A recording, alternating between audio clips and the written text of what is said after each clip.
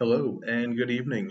My name is Sam Liebert. I am a master's student with the University of Wisconsin-Milwaukee's MPA program, and I wanted to just take the time to thank the City Council this evening for having me here to advise and talk about the food desert program that the City of Milwaukee has been supporting.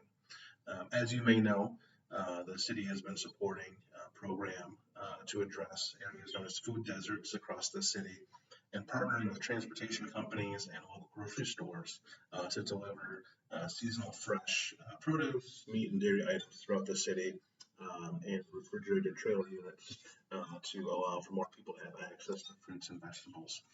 Um, Through the approval of City Resolution 160319, the City of Milwaukee Council ordered the Department of City Development to develop a fresh food access strategy. This is to support full access to affordable fresh foods for residents and neighborhoods throughout Milwaukee. Um, Per the 2019 food access report that the city put out, um, it talks about the direct quote that the USDA, the U.S. Department of Agriculture, um, has multiple factors which influence the access of low-income households and residents to healthy foods. These include distance that people must travel, family income, the availability of a vehicle, or the availability of public transportation. So a variety of these issues can cause and sort of compound that causes folks, residents access to fresh food, produce, and other items. Um, so there's a lot of risk analysis that needs to go into this. Why should we do this? Why should we put public dollars into helping people eat healthier food? Well, residents who lack access to healthy foods or fresh fruits, fresh produce, things like dairy, fresh meat, have a lot of increased risk.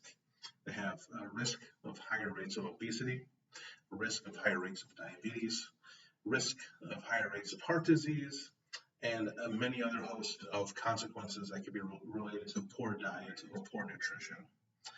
Current statistics show that in Milwaukee alone, 37.2% of residents are obese, and 10.1% of people in Milwaukee actually have diabetes. That's the ninth highest rating in the entire country.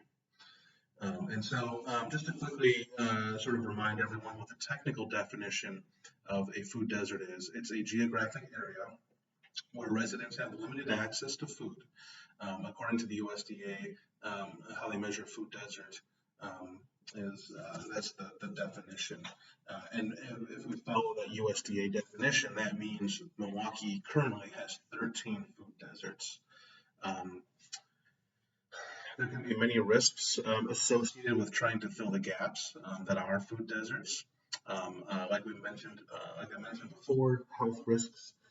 If you have unhealthy residents in your city, this can be a huge increase on the cost to taxpayers when it comes to public health and public services.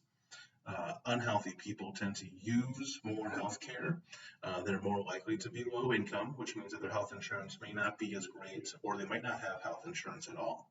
And so when they go to visit the doctor or the emergency room, and they're unable to pay their bills, this cost gets shifted onto the rest of society. So those of us who do have health insurance, our premiums go up and our cost goes up because it has to pay for the services provided to people who do not have insurance or don't have as good of insurance. Also, too, there could be a risk in increased cost or health due to maybe they need medicine for insulin for diabetes, medicine for heart disease, or other health-related problems in relation to their diet or nutrition.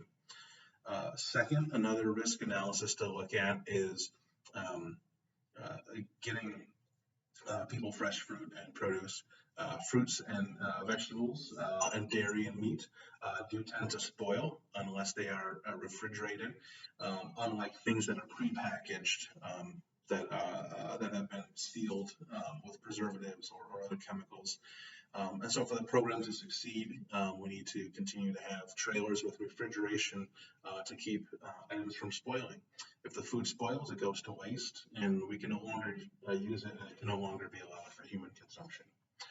A third issue in looking at this risk analysis is looking at building new grocery stores or markets that would allow and bring forward fresh produce and meat and dairy. So the city can also continue to look at maybe ways of incentivizing new construction in some of these low income areas. I know many times that businesses can be scared or deterred from building because they might not think a business will be financially sound or successful due to food deserts generally being in low income areas. So there's a lot of tools in the toolbox the city could use, whether it's federal, state, or local tax breaks, tax incremental financing, TIF districts. So there's a lot of other ways to sort of help bridge the gap with getting more fresh commodities into folks' hands to bring home and to be healthy. So many people that live in food deserts right now currently get their food from places like gas stations, convenience stores.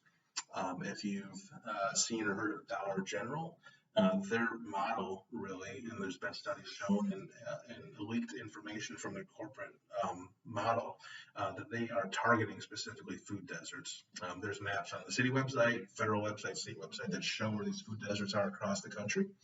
And literally stores like Dollar General are, I'd almost say, preying upon lower income people because a lot of what they provide are food that's not healthy. This is actually part of the 2019 Fresh Food Access report that the city put out that says, quote, while grocery stores are seldom constructed in food deserts, an AP Associated Press study found that during 2011 to 2015, Dollar Tree, Dollar General, and Family Dollar stores accounted for 2 out of every 3 stores built in food desert neighborhoods. However, neither the chain dollar stores nor the small corner convenience stores are reliable sources of fresh food.